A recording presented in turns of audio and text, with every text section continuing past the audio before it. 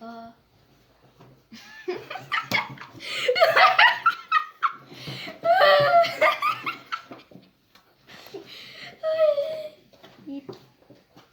Bozma be. Yapayım.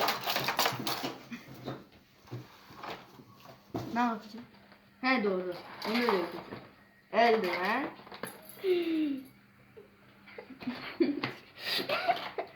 Al şunu aç. Ne yapıyorsun sen orada? Aa! Az önce heyecanlı gibi değil mi? Aa. Bak çok tatlı. Bak. Düştü mü o? Sabun. Şimdi. Silgi.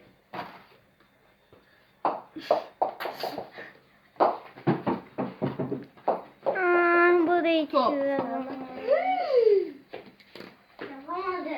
Evet. Bu Abla, yumurtanın içinde hiçbir şey yok. Aynı sanki çok iyi olacak değil mi? Bak bunu toy shop'tan aldım. Bak toy shop yazıyor bak.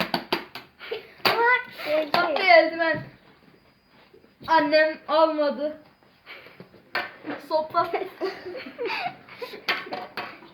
Resmen eğlence videosu oldu.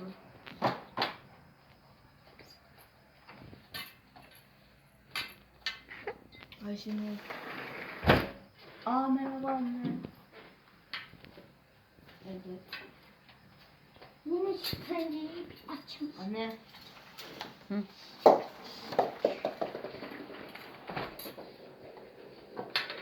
Şunu buraya koyunca.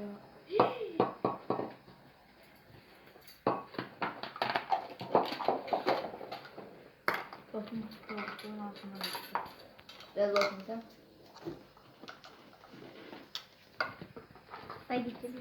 Bu uçak uçar mı? Evet. Bak uçuyor. Uçak kalır, uçak kalır. Şimdi bu ortanın içinde Evet. çizgi var. Ve o benim silgim.